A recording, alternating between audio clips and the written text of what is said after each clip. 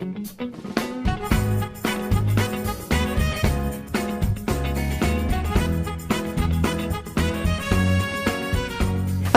pemirsa, Expose lebih dekat, lebih santai, tempat di mana kita bisa membahas segala hal yang ada di Kota Pekalongan dan sekitarnya kembali hadir untuk Anda.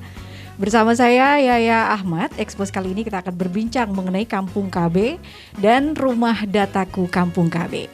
Nah, berbicara mengenai Kampung KB, ini merupakan satu program atau kegiatan prioritas yang diamanatkan oleh Presiden Republik Indonesia yang bertujuan untuk meningkatkan kesejahteraan dan juga taraf hidup masyarakat Indonesia.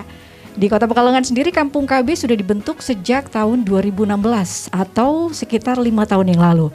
Nah, kira-kira saat ini progresnya seperti apa untuk perkembangan dari Kampung KB di Kota Pekalongan? Apalagi kemarin sempat di-launching sebuah program baru dari Kampung KB, tepatnya di Kelurahan Jenggot, yaitu Rumah Dataku Kampung KB. Seperti apa Rumah Dataku Kampung KB? Bentuknya juga seperti apa? Baik, untuk membahas hal tersebut sudah hadir di studio Expose 3 narasumber. Yang pertama ada Pak Yos Rosidi. Beliau adalah Kepala Dinsos P2KB, Dinas Sosial, Pengendalian Penduduk dan Keluarga Berencana Kota Pekalongan. Assalamualaikum Pak Yos. Waalaikumsalam warahmatullahi wabarakatuh. Ya, sehat ya Pak Yos ya? Alhamdulillah sehat. Baik. Ya, dan di samping Pak Yos ada Pak Sobirin Kasih P2KS. Pak Sobirin sehat? Assalamualaikum. Baik, dan ada Mbak Beni Astiani, saya panggilnya Mbak apa Ibu? Mbak boleh. Mbak seumuran. Iya seumuran, masih seumuran kita. Mbak Beni Astiani, Mbak Beni ini penyuluh KB wilayah Pekalongan Selatan ya. Betul sekali Mbak Yaya. Terima kasih Mbak Beni sudah hadir di sini. Sama-sama. Ini bersama Pak Yos dan Pak Sobirin ya, dan kita akan membahas mengenai topik kita hari ini, keluarga berencana. Kampung KB ya, Kampung KB dan Rumah Dataku Kampung KB. Ya, saya ke Pak Yos terlebih dahulu nih Pak Yos. Kota Pekalongan sudah membentuk Kampung KB ini sejak tahun 2016. Lalu berarti sudah sekitar 5 tahun lah ya. Dan itu di Kelurahan Degayu kalau nggak salah waktu itu. Nah, mungkin banyak juga masyarakat kita yang belum mengerti apa sih sebenarnya Kampung KB itu Pak Yos. Mungkin bisa menjelaskan di kesempatan kali ini Pak Yos. Ya, terima kasih Mbak Yahya. Oh, Yahya. Yahya. Yahya. Yahya Ahmad. Betul ya? Betul. Jadi saya mungkin secara umum ya, secara umum dulu. Yang pertama ingin menjelaskan dulu mengenai Dinsos P2KB. Iya. Jadi kan ini Dinas Sosial, terus Pengendalian Penduduk dan Keluarga Berencana. Di beberapa daerah beda-beda nomenklaturnya, ada yang hanya Dinsos, ada yang sama P2KB, ada yang sama PPA ya, untuk anak-anak misalnya gitu. Ya, kebetulan kalau di Kota Pekalongan itu Dinsos P2KB ya. Oleh karena itu mungkin urusannya lebih banyak juga, tidak hanya sosial tapi juga masalah keluarga berencana. Nah, di sini memang kalau kita berbicara tentang keluarga berencana, ini kan kita pemerintah punya program Bangga Kencana, di mana sasarannya itu antara lain bagaimana supaya angka kelahiran total itu menurun misalnya. Kemudian bagaimana supaya meningkat untuk tingkat atau angka prevalensi pemakaian kontrasepsi modern. Ini supaya meningkat. Kemudian bagaimana supaya angka ber-KB, kebutuhan ber-KB yang tidak terpenuhi atau unmet need itu bisa menurun. Ya, bisa menurun. Kemudian bagaimana supaya IPK, angka atau indeks pembangunan keluarga itu bisa meningkat. Ini juga salah satu sasaran. Kemudian bagaimana supaya median ya, angka median untuk usia kawin remaja itu bisa menurun ya. Jadi bisa meningkat ya, bisa meningkat. Kemudian yang keenam, bagaimana supaya bisa meningkat untuk tingkat kelahiran usia 15 sampai 19 19 tahun menurun ya, Iya. supaya menurun nih angka kelahiran 15 sampai 19 tahun itu supaya menurun. Iya. Nah ini kan program-program ini kan harus dijadikan satu dalam dikonsep dalam suatu kegiatan yang lebih mikro. Oleh karena itu antara lain melalui Kampung KB. Nah Kampung KB ini dipilih untuk wilayah-wilayah memang yang di situ mungkin lebih daerahnya itu semacam kumuh ya mungkin ya kumuh, terus kemudian lebih terbelakang, biasanya seperti itu. Ini yang nanti dimasukkan di program Kampung KB ini, kemudian untuk mendapatkan intervensi dari berbagai OPD. Di Kota Pekalongan kalau nggak salah itu pertama tahun 2016 tadi. Saat itu saya masih di Camat kalau nggak salah di Utara. Camat Utara. Ya, Camat Utara. Kebetulan launchingnya kalau nggak salah di Pandengan. Ya, di Pandengan. Waktu itu belum rob. Waktu itu belum rob Belum ya? rob, ya. Masih kering. Ya, belum rob. Jadi masih asri kan. Kampung KB di sana di launching. Kalau nggak salah hari Jumat itu. Waduh, inget harinya Pak ya, Ya, luar hari biasa. Jumat Kampung KB. Ya, nah kemudian berturut-turut setelah itu ada 4 yang lain ya. Waktu itu tingkat RW ya, masih tingkat RW, tapi sekarang mulai tahun 2019 kalau nggak salah sudah ke tingkat kelurahan. Nah, tingkat kelurahan skopnya dan termasuk yang terakhir ini di Jenggot kemarin sudah di launching juga untuk rumah dataku. Iya, baik. Saya kira itu yang sementara secara umum dari kami seperti itu, Mbak. Baik. Pak Sobirin mungkin ingin menjelaskan mengenai tujuan detail sendiri dari Kampung KB itu apa, selain yang seperti sudah saya singgung di depan tadi, salah satu tujuannya untuk mensejahterakan dan juga meningkatkan taraf hidup masyarakat. Pak Sobirin. Iya, perlu kami sampaikan Mbak Yaya ya. Sekalian ini bahwa Kampung KB di Kota Pekalongan itu memang baru terbentuk 5. Tadi sudah disampaikan oleh Pak Yos.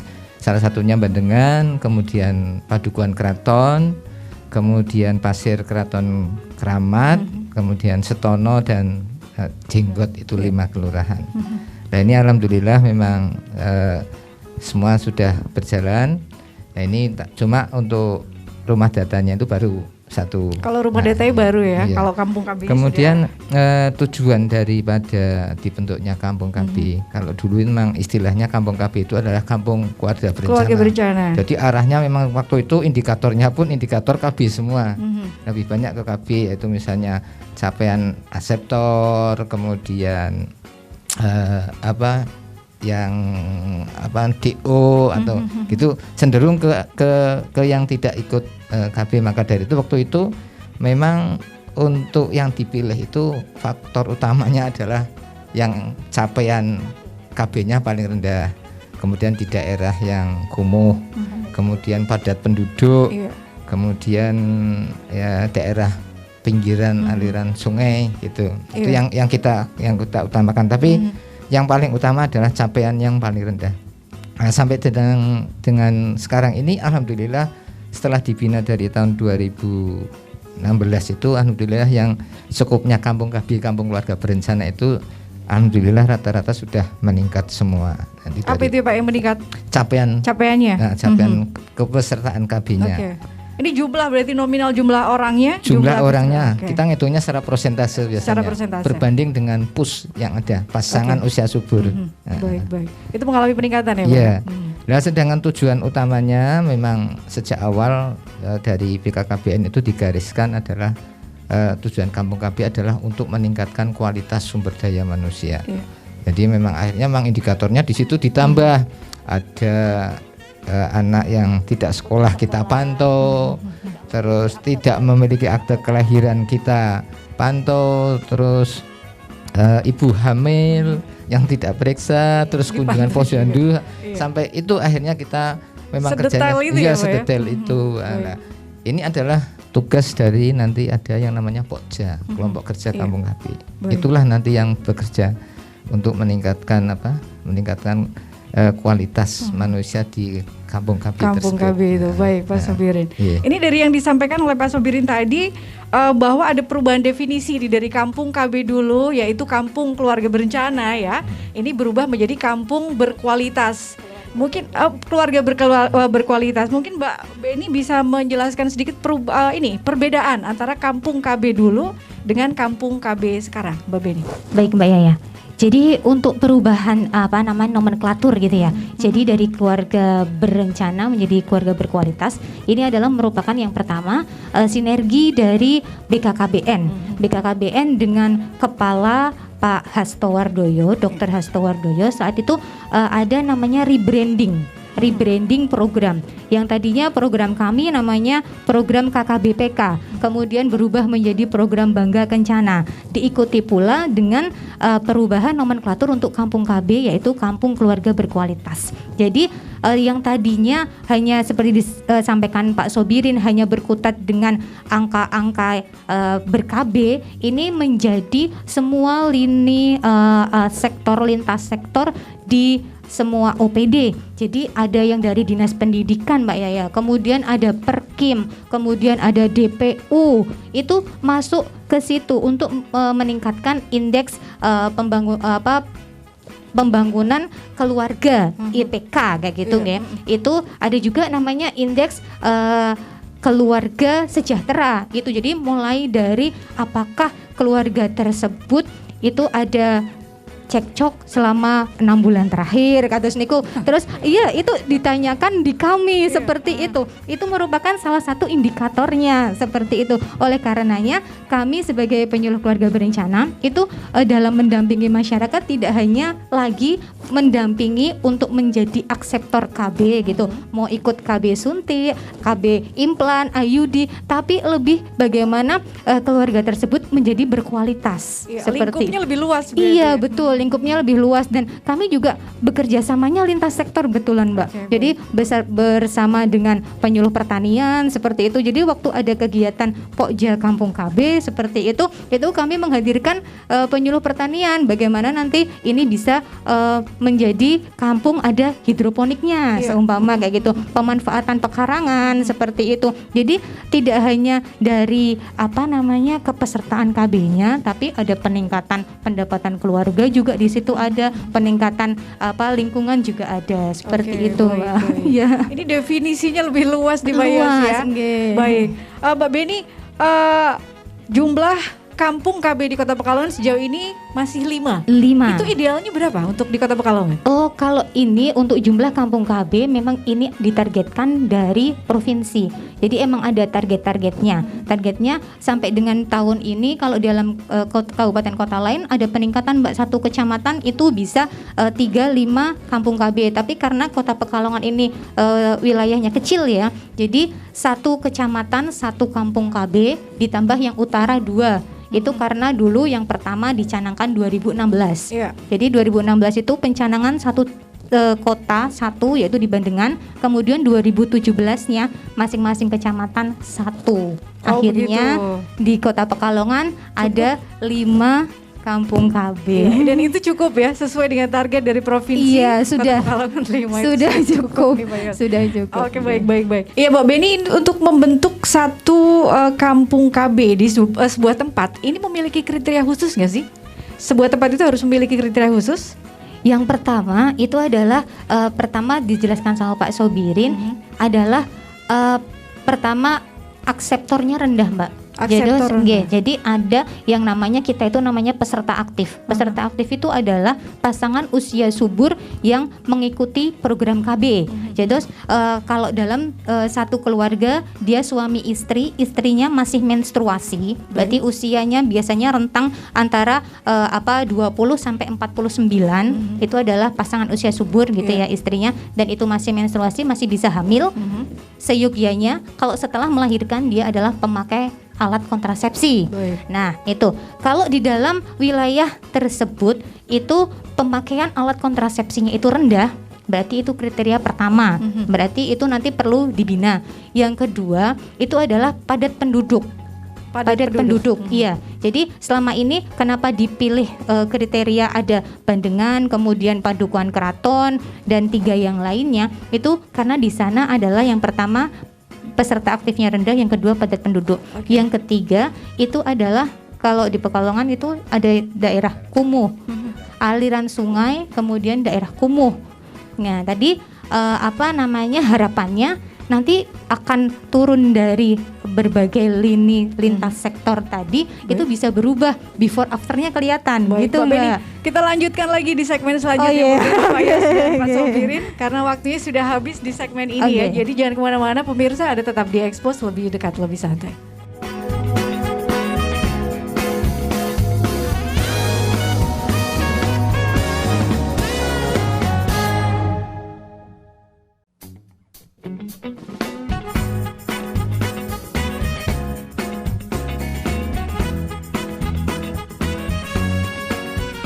Baik, Anda masih terus bersama kami di Expose, lebih dekat, lebih santai, dengan mengangkat tema Kampung KB dan Rumah Dataku Kampung KB.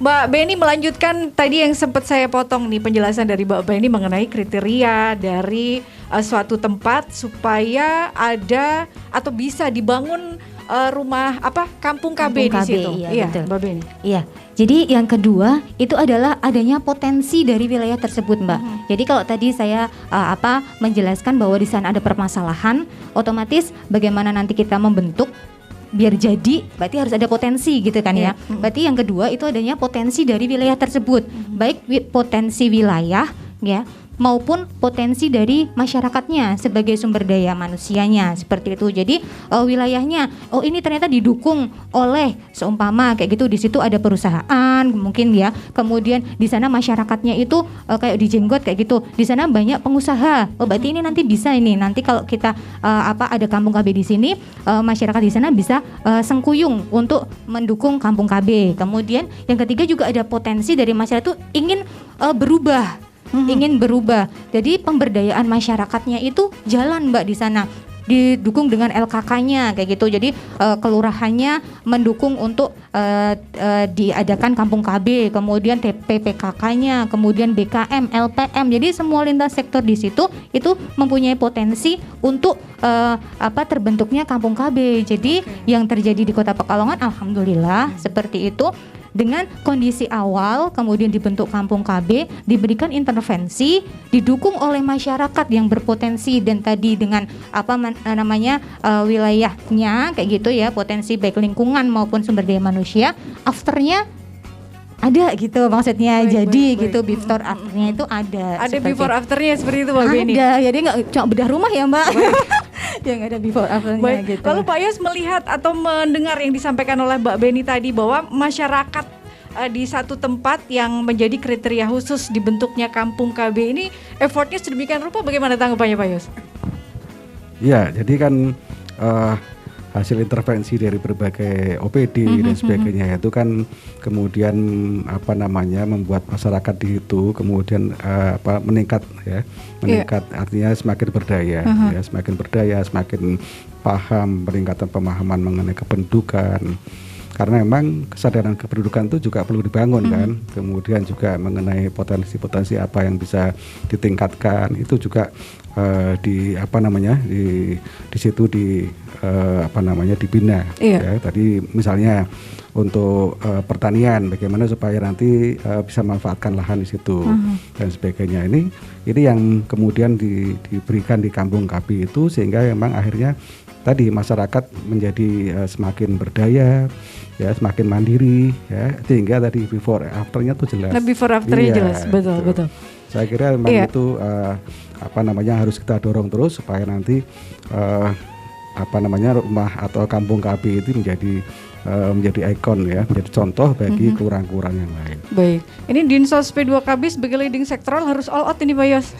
Oh ya, jelas nanti harus all out. Baik, Pak Sobirin, ini mengenai model kampung KB di Kota Pekalongan sendiri sejauh ini yang diterapkan seperti apa, Pak?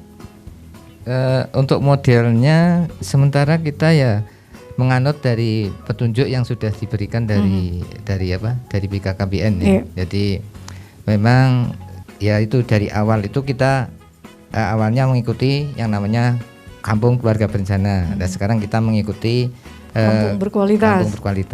Nah, sekarang keluarga itu berkualitas. Memang kalau dulu indikator yang digunakan itu tidak banyak ya. Nah, sekarang itu lebih detail lagi yang harus dilakukan pembinaan. Iya. Itu seperti itu. Nah, masing-masing kampung KB di Kota Pekalongan jumlahnya 5 itu tadi itu memiliki ciri khas masing-masing atau bagaimana, Pak? Atau sama saja? Ciri khasnya memang ada sih ya. Apa itu? Kalau seperti di Jenggot itu kebetulan juga di sana ciri khasnya itu di sana usaha peningkatan ekonomi keluarga aseptornya luar biasa. Di Jenggot. Sudah, ya. Jadi semua kelompok, semua RW itu di sini ada kelompok-kelompok usaha yang dirintis dari Pokja Kampung KB. Oke. Nah, kalau di Setono di sana juga sudah istilahnya juga itu fokusnya juga sudah ke arah ke situ, ke usaha peningkatan keluarga aseptor. Jadi memang di sana kan setiap aseptor ada kelompok usaha. Kemudian kalau yang kemudian kalau yang Pedaguan Keraton sama Bandengan itu memang istilahnya ada sedikit penurunan ya, karena lingkungannya dulu yang tadinya tidak rob sekarang itu rob, sehingga memang kita kesulitan terutama dalam kondisi lingkungannya yang kurang mendukung. Tapi kalau untuk pembinaan terhadap program misalnya aseptor, terus BKB, BKL, bina keluarga remaja, bina keluarga lansia, ya tetap insya Allah tetap berjalan dengan baik. Oke, ternyata rob itu bikin ini juga nih Pak ya, kendala untuk salah satu dua ya tadi ya, dua, tiga Mbak, tiga jadi Bandengan, Padukuhan Keraton sama Pasir Keraton Keramat. Jadi sempat waktu kita launching Kampung KB gitu ya, terus pada masyarakat tuh setelah launching Kampung KB jadinya kampung banjir gitu. Jadi KB itu kampung banjir akhirnya seperti itu. Tapi alhamdulillah ini berkat ada tanggul ya Mbak, sudah tidak terlalu seperti dulu lah. Iya, semoga nggak terlalu lama nih Kampung KB jadi kampung banjir nih Pak Yos. Baik. Seperti dulu contohnya itu yang di Pasir Keraton Keramat ya, kita sudah bikin rumah data itu bagus ya. Ya di sana akhirnya yaitu kena banjir. Tidak berjalan akhirnya pindah akhirnya kan harus merintis dari nol lagi. Kembali lagi kendalanya adalah banjir. Padukuhan Keraton juga ya, sama. Iya. Tapi mudah-mudahan sebentar lagi lah tahun 2022 selesai lah masalah rob, masalah banjir. Amin ya. Dengan adanya dana 1,24 triliun dari pemerintah, insyaallah rampung. Iya, ini lagi proses ya Pak ya. Amin, jadi target 2022 sudah tidak ada lagi Kampung KB dengan alasan nggak bisa maju seperti itu. Karena alasannya selama ini banjir robnya udah kering dong. Baik, Mbak Beni, ini selama ini kegiatan di Kampung KB ini apa kesehariannya? Oke Mbak. Untuk Kampung KB kebetulan itu ada kegiatan rutin, yaitu yang pertama itu ada pertemuan Pokja Kampung KB. Jadi Kampung KB ini sudah mempunyai struktur yang jelas seperti itu. Walaupun yang tadinya adalah tingkatannya adalah RW, kemudian mulai kalau di Jenggot itu mulai tahun 2020 dibentuk kepengurusan tingkat kelurahan seperti itu. Setiap bulan ada pertemuan Pokja Kampung KB-nya. Jadi di pertemuan tersebut awal tahun itu nanti pertemuannya adalah untuk identifikasi masalah.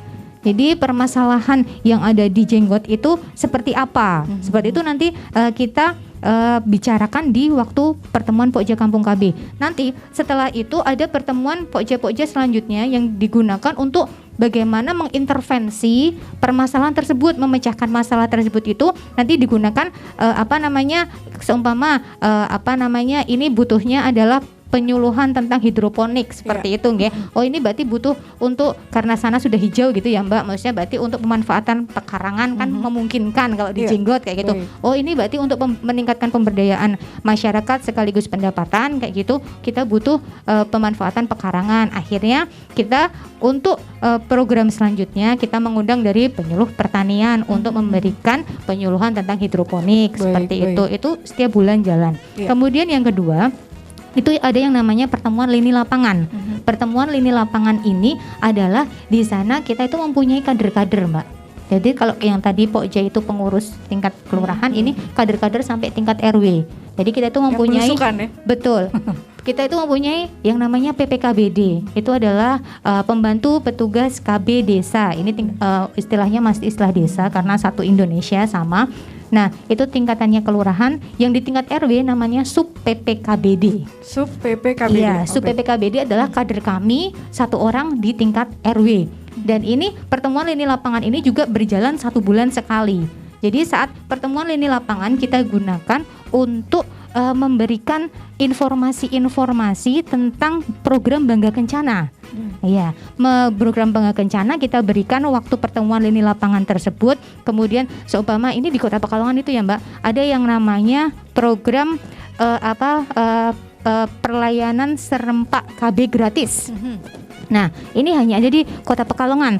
Jadi masih pelayanan KB gratis untuk MKJP, IUD, implan, MOW, MOP. Masih gratis, masih ditambah transport 50.000, masih ditambah beras 5 kg, Mbak. Ini terima kasih sekali gitu untuk pemerintah Kota Pekalongan yang sudah sedemikian care gitu ya untuk meningkatkan akseptor seperti itu. Jadi KB itu udah nggak bayar gitu loh Mbak, malah dikasih transport dan beras. Nah, informasi-informasi seperti ini kami sampaikan pada saat pertemuan lini lapangan. Sekaligus seumpama nih Mbak, ya bahasanya gitu, Mbak, gue jenengan ada calon berapa? Nah, itu kita sampaikan pada saat pertemuan lini lapangan gitu.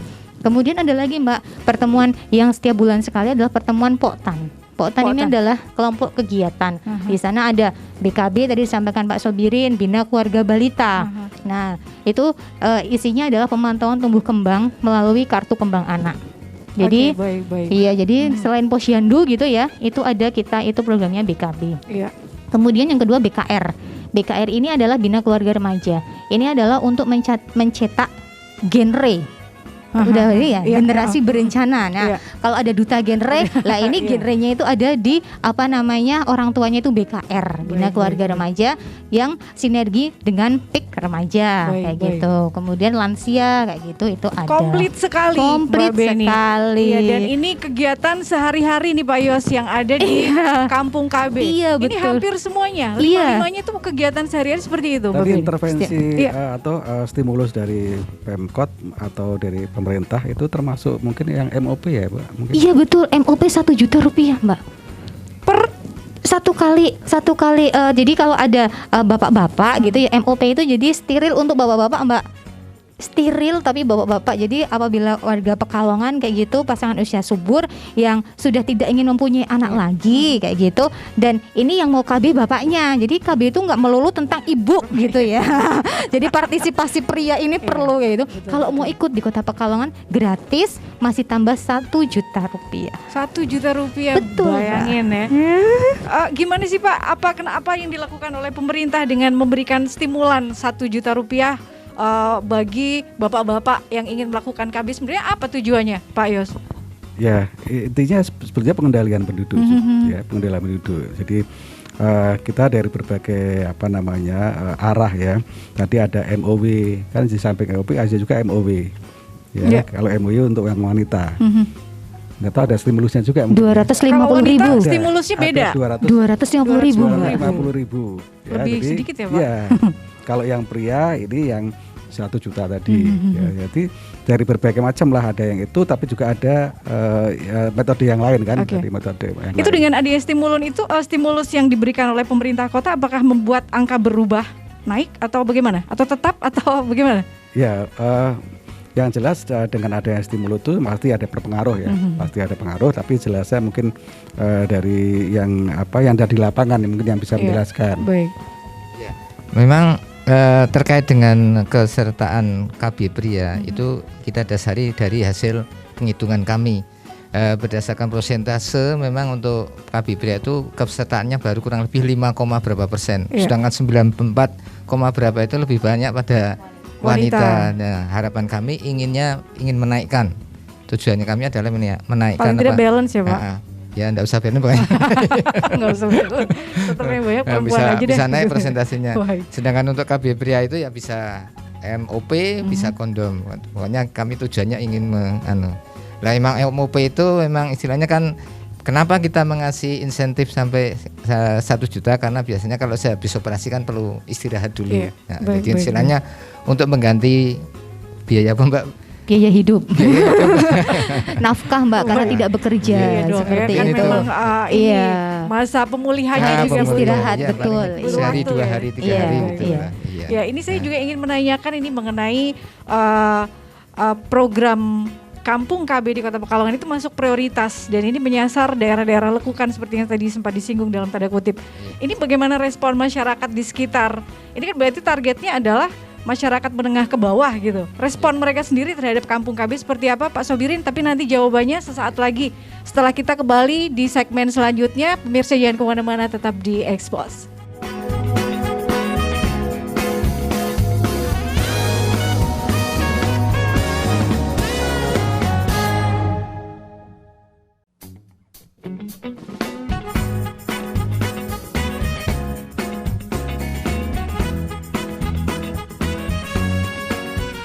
Baik, masih bersama Pak Yos, Pak Sobirin, dan Mbak Beni. Semakin ramai nih obrolan kita mengenai Kampung KB dan Rumah Dataku Kampung KB.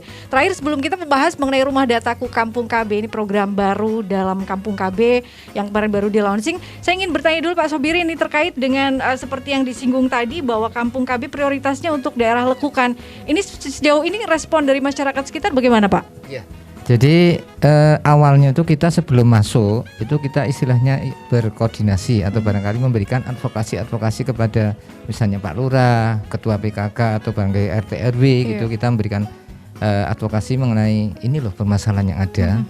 Nah, terus bagaimana nanti kita bersama-sama untuk memecahkan. Nah, itu memang awalnya dari itu. Nah, terus akhirnya kan dilakukan istilahnya pertemuan, kita menyampaikan permasalahannya. Kira-kira ada berapa itu Mbak ya indikatornya ya? Ada 23 itu kita sampaikan. Indikatornya 23? Nah, kita waktu itu memang istilahnya kita adakan survei awal. Survei awal mengenai pemetaan kondisi di mapping ya, di mapping.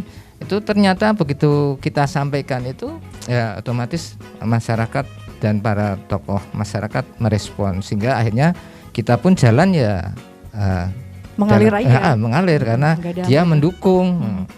Malah kadang-kadang sampai ada yang istilahnya iuran swadaya sendiri. Iya, ada iuran sendiri. Misalnya kan kalau ada pertemuan itu ya, contohnya kalau di Jenggot itu pertemuan kan kadang istilahnya dari pemerintah kan memberikan bantuan transport ya.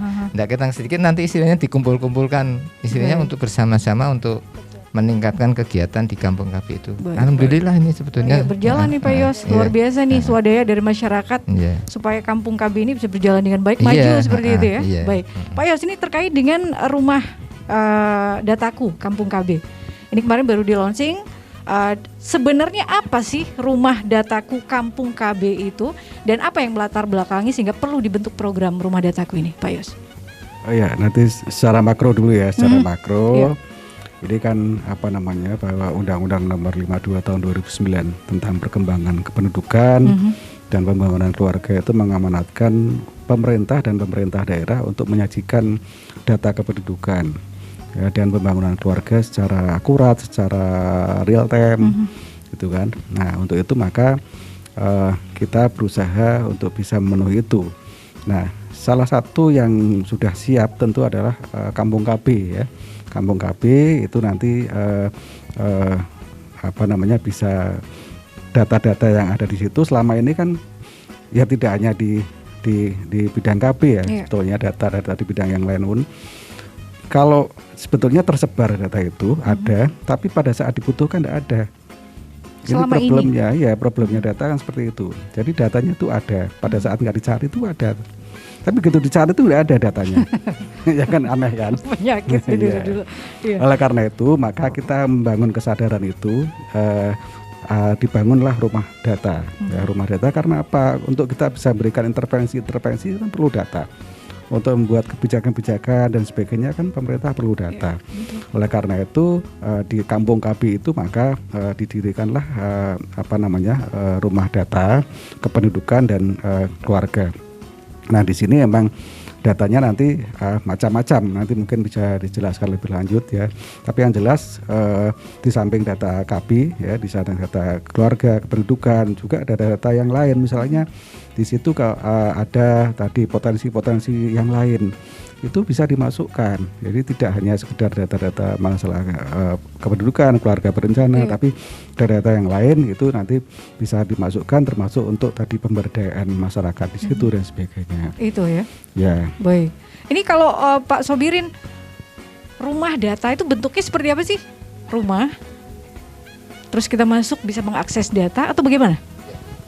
Untuk rumah data itu memang bentuknya ya harapan adalah sebuah bangunan ya sebuah bangunan. Sebuah bangunan. Terserah itu mau rumah atau mau ruangan. Yang di dalamnya itu tersedia data-data yang meliputi kurang lebih ini ada jenis data, yaitu yang pertama adalah data yang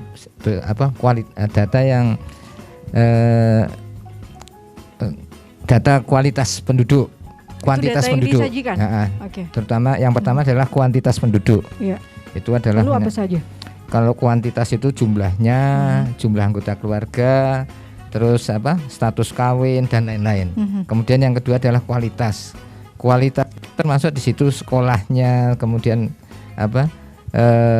kondisi status gizinya, bagaimana kita sampai ke situ. Kemudian juga mengenai mobilitasnya. Kemudian juga data pembangunan keluarganya, ya. Kemudian ada lagi adalah data. Ya nggak apa-apa. Intinya informasi untuk masyarakat yang di rumah yang mungkin ingin mengetahui data apa saja yang disajikan. Terus data cakupan administrasi. Di sini misalnya mengenai kepemilikan KTP, terus akte kelahiran, terus KK itu masuk di dalamnya. Jadi memang kita di dalam di dalam rumah data itu setiap keluarga itu ada filenya lengkap ya. Jadi mulai dari KK-nya, KTP, jaminan sosialnya itu tertulis lengkap. Jadi kalau misalnya ada suatu dinas instansi mau mencari jumlah balita ada berapa, tinggal bisa ngeklik aja ya, mengakses ke situ ya. Komplit semuanya. Nah, ya, maksudnya mencari di rumah data itu ada di rumah. Insya Allah bisa ya. Kemudian misalnya kalau mau mencari jumlah kakaknya yang ada, insya Allah ya bisa. Memang harapannya dari Kampung KB itu adalah di situ itu adalah menggambarkan kondisi data yang ada di kelurahan yang tadi yang saya sebutkan macam-macam itu. Ada yang kuantitas, kualitas, kemudian mobilitas maupun administrasi kependudukannya. Jadi lengkap insya Allah. Ini untuk mengisi data tersebut teknisnya seperti apa, Mbak Beni? Iya. Jadi untuk teknis melengkapi data-data tersebut gitu ya Mbak. Seperti tadi saya sampaikan, setiap bulan itu kami ada yang namanya pertemuan lini lapangan yang tadi ada sub PPKBD dan PPKBD Mbak. Jadi untuk Kelurahan Jenggot sendiri untuk mengisi data-data yang dibutuhkan di dalam rumah data itu kami meminta bantuan dari sub PPKBD. Jadi kader-kader di tingkat RW kami berikan formulir kuesioner untuk diisi oleh kader tersebut keliling Mbak. Jemput bola berarti. Iya, jadi kader-kader ini keliling untuk mengetahui berapa jumlah ibu hamil, seumpama ibu hamil yang berisiko tinggi, balita stunting seperti itu dengan keliling, termasuk yang mempunyai kakak, tidak mempunyai kakak. Tapi selain itu, secara lebih luas itu kami kemarin Dinsos P2KB bersama BKKBN itu baru selesai melaksanakan pendataan keluarga tahun 2021.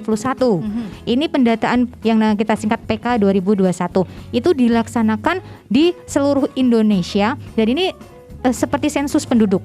Seperti sensus penduduk. Jadi kader kami itu door to door untuk menanyakan berbagai pertanyaan sesuai dengan kriteria tersebut, termasuk kepemilikan jaminan kesehatan, kepemilikan akte kelahiran. Kemudian tadi yang tentunya kalau KB ikut KB-nya apa seperti itu ya Mbak. Itu adalah semua, jadi dicatat semua jiwa, semua keluarga. Baik. Jadi data ini yang kemudian kami gunakan sebagai dasar untuk membentuk rumah data dan menyajikan data di rumah data. Ya, ini karena update, sifatnya update. Betul. Itu berarti dinamis dong. Dinamis, iya dinamis. Jadi untuk melengkapi kedinamisan rumah data itu setiap bulan sekali kader kami itu melakukan updating data. Ada kepengurusan rumah data di sana, yang di sana ada seksinya itu adalah seksi untuk kelengkapan data.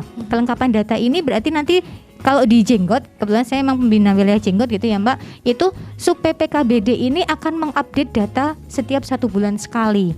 Jadi termasuk yang tadinya seumpama KB-nya pertama suntik, kemudian ganti IUD, itu terlaporkan Mbak. Baik. Iya, termasuk jumlah anak yang dilahirkan kayak gitu, terus keluarga yang menikah. Nah, berarti kan ada penambahan kakak ya.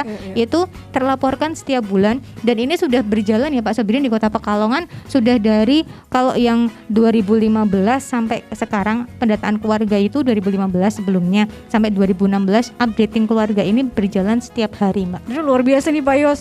Ini posisi dari rumah data bisa dibilang ini sangat strategis sebagai pusat penyampaian data terkait dengan pembangunan sebuah kampung KB seperti itu Pak Yos, baik fisik non fisik. Tanggapannya Pak Yos?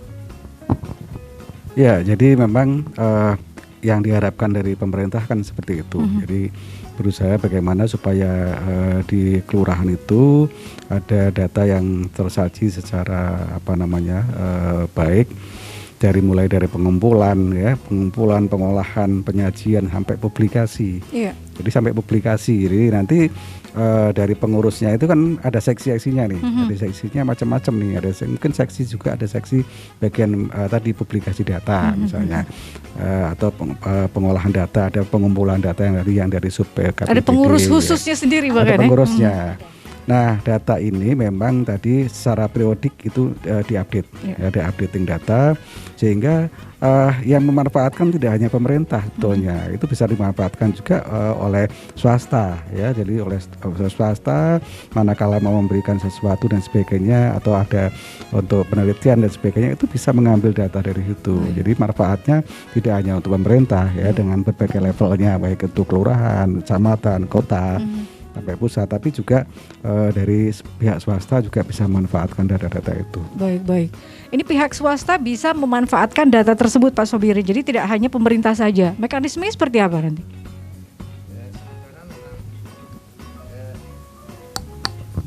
Ya Mbak ya. Jadi untuk sementara memang dari pihak swasta belum ada. Belum. Kalau misalnya nanti, karena menurut Pak Yos tadi ini kan data bagus nih, pusat data ya. Jadi yang mengakses tidak hanya pemerintah saja, tapi swasta pun nanti bisa memanfaatkan. Kalau misalnya ada swasta yang ingin memanfaatkan atau masuk ke data tersebut, mekanisme yang harus dilakukan seperti apa Pak? Ya memang sifatnya kita kan terbuka ya. Jadi kalau memang mau mengakses data, tapi yang jelas biasanya kalau data individu kita kan agak privasi dong. Individu.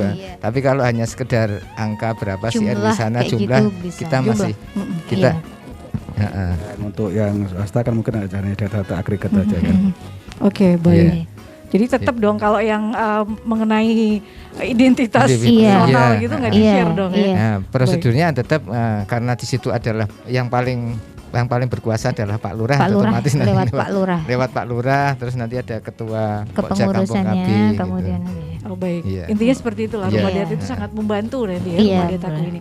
Baik, Mbak Beni, ini selama menjadi penyuluh, tantangannya apa Mbak? Tantangan menjadi penyuluh ya Mbak. Jadi menjadi penyuluh itu panggilan jiwa ya. Jadi karena banyak yang menjadi penyuluh karena mungkin waktu daftar CPNS adanya itu gitu ya, maksudnya ada formasinya itu. Tapi kalau saya enggak Mbak, jadi saya itu memang kepengen lebih dekat dengan masyarakat seperti itu.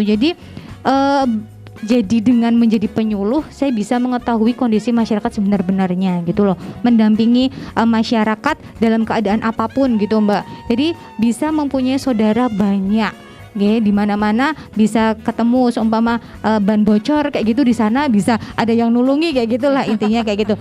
Tantangannya kalau tadinya saya kan menjadi penyuluh keluarga itu 10 tahun itu di utara Mbak. Baik. Di utara, jadi di Bandengan. Saya tuh tadinya sebelum di Jenggot di Bandengan. Jadi tantangannya tetap tantangan alam tadinya kayak gitu. Bagaimana kita bisa bersama dengan masyarakat dalam kondisi apapun. Tapi luar biasanya Bandengan, walaupun banjir, kalau ada penyuluhan tetap datang, Mbak.